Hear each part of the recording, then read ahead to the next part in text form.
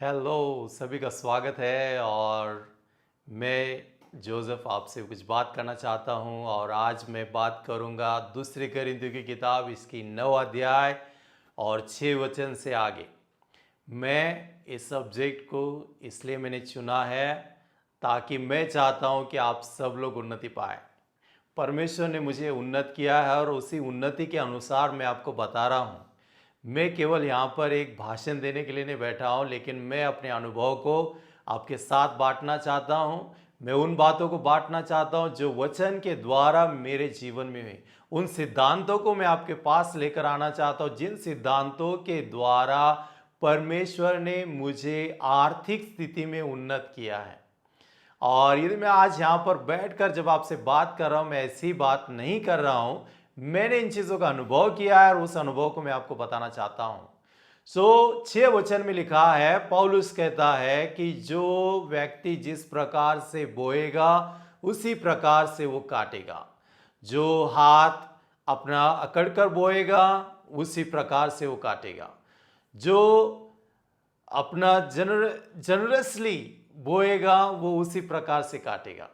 हमारा बोना हमारी उन्नति को तय करता है। उदाहरण के तौर पे यदि इस वचन पर और भी ध्यान लगाया जाए तो मैं ये सीखा हूं, ये समझ गया हूं कि जितना ज्यादा मैं बोऊंगा उतना ज्यादा मैं काट सकता हूं। और जैसे जैसे मैं बोते रहूंगा वैसे वैसे मैं काटते जाऊंगा। और मैंने ये सीखा है, बोना बहुत महत्वपूर्ण है। बोएंगे तो काटेंगे और काटेंगे तो हम खाएंगे। हम बोएंगे नहीं तो काटेंगे कैसे? बोना एक बहुत महत्वपूर्ण सिद्धांत है। और किस प्रकार से बोते हैं हम? जितना ज्यादा बोएंगे उतना ज्यादा हम काटेंगे। जितना आप कम बोओगे उतना कम काटोगे। कई लोगों का ये विचार धारणा है कि कम बोना है, ज्यादा काटना है। कैसे हो सकता है? ये नहीं हो सकता है। आपको जितना ज्यादा बोओगे उतना ज्यादा आप काट सकते हो। मैं केवल ये पैसे के बारे में बात नहीं कर रहा हूं, तो हर चीजों के बारे में मैं बात करूंगा। धीरे धीरे मैं एक एक चीज आपके सामने रखना चाहता हूं। सबसे पहला तो हम पैसे के बारे में देखेंगे। पैसे के बारे में आप जितना ज्यादा विश्वासी प्रभु के साथ हो, पौलुस और एक बात हमें बोलता है कि किसी को देना है बोल के मत दो, जबरदस्ती से मत दो। पुराने नियम में हम देखते हैं कि दशमांश के बारे में जो सिखाया गया है, दशमांश एक नियम है और इस नियम के अधीन में थे हम। पौलुस नहीं चाहता कि कोई भी व्यक्ति रोते हुए दे। लोग नहीं चाहते थे देना, तब भी उनको देना पड़ता था क्योंकि वो एक नियम था, लॉ था। लेकिन यहीं पर पौलुस उसको प्रभु यीशु मसीह में कहता है कि ये खत्म हो चुका है। और पौलुस हमें सिखाता है कि जो कुछ हम बोना चाहते हैं हमने बोना है और उसी प्रकार से हम कटनी करेंगे। लेकिन याद रखें कि जितना ज्यादा बोएंगे उतना ज्यादा काटेंगे।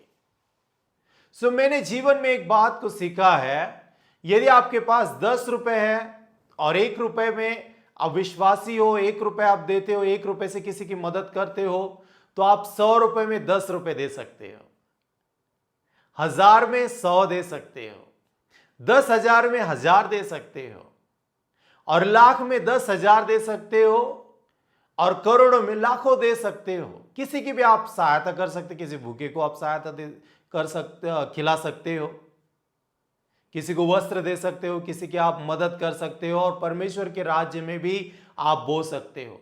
लेकिन आप थोड़े में विश्वासी नहीं हो तो ज्यादा में विश्वासी कैसे रहोगे?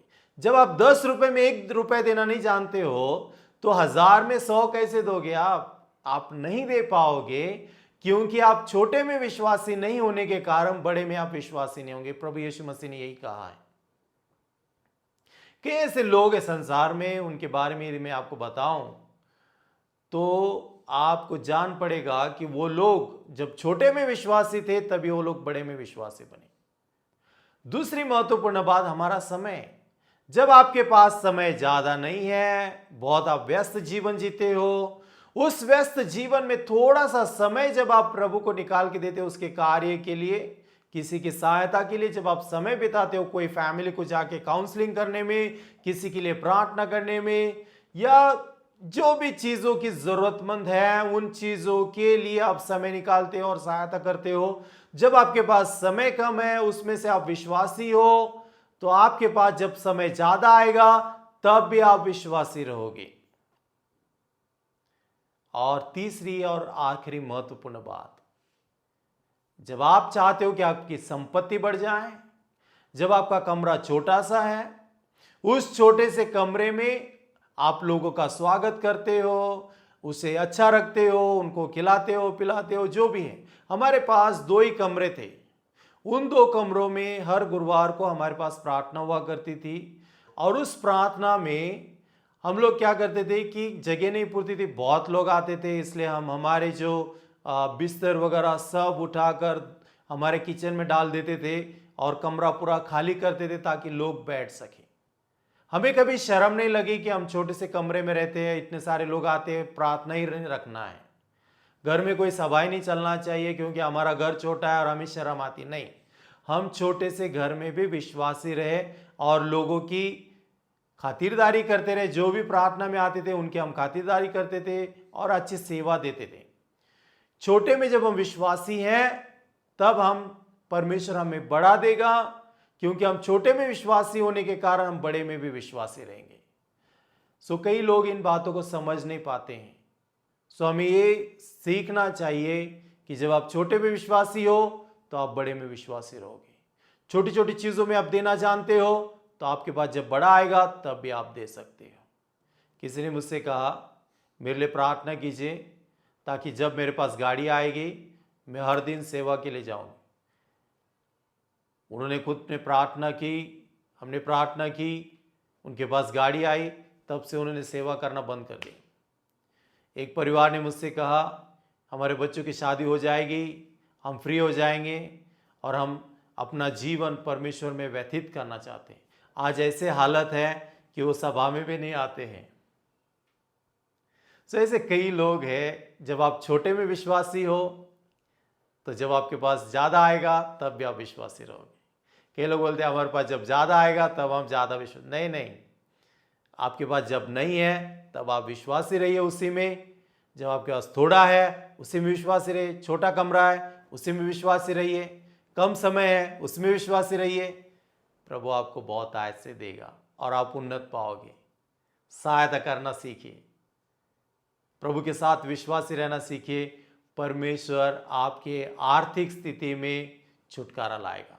यदि कोई आपको ये सिखा रहा है 100 का 200 हो जाएगा प्रभु यीशु मसीह पर विश्वास करने से, 1000 का 2000 हो जाएगा, मैं आपको बताना चाहता हूँ ये कोई गेम नहीं है, लॉटरी सिस्टम नहीं है। वो आपसे झूठ बोल रहे हैं, फंसा रहे आपको। वचन कहीं पर भी इस प्रकार की बातें नहीं करता है। प्रभु यीशु मसीह पर विश्वास करने का मतलब ये नहीं है कि पैसे की बारिश हो जाएगी। जो भी ऐसे कुछ सिखाता है वो गलत सिखाता है। इन शिक्षाओं में न जाएं तो पवित्र शास्त्र पढ़िए और सच्ची शिक्षा को लीजिए। प्रभु आपकी उन्नति करेगा और आपका जीवन अच्छा होगा। सो मैं आपकी आर्थिक स्थिति के लिए प्रार्थना करना चाहता हूं। मेरे साथ आप आंखों को बंद कीजिए और प्रार्थना कीजिए। मैं जरूर विश्वास करूंगा कि आपकी आर्थिक स्थितियों में ब्रेक थ्रू आएगा। स्वर्गीय पिता, धन्यवाद देते हैं सभी प्रियजनों के लिए जो मुझे सुन रहे हैं। प्रभु जो भी सुनेगा और विश्वास करेगा प्रभु अपने आर्थिक स्थिति में उन्नत हो जाएगा। प्रभु यीशु मसीह जो हमने सिखाया उन बातों को यदि वो प्रभु अपनाए तो हम प्रार्थना करते हैं कि वो अपने आर्थिक स्थिति में छुटकारा पाए। जो कर्जे में डूबे हुए हैं उनका कर्जा प्रभु यीशु मसीह के नाम से चुकता हो जाए। चुकता करने के लिए आप उनकी सहायता करें, ऐसे हम प्रार्थना करते हैं। हम प्रार्थना करते प्रभु यीशु मसीह की जो दरिद्रता है, बेकारी है, लाचारी है, उसको प्रभु यीशु मसीह के नाम से हम धमकाते हैं और प्रभु यीशु मसीह में भरपूरता को हम बोलते हैं। प्रभु उनके समय में वो आपके साथ विश्वासी रहें। प्रभु उनके पैसे में आपके साथ विश्वासी रहें। हर क्षेत्र में प्रभु आपके साथ विश्वासी रहे, हम प्रार्थना करते हैं। धन्यवाद और आदर महिमा आपको देते हैं। प्रार्थना उद्धारक प्रभु यीशु मसीह के नाम से मांगते हैं, आमीन।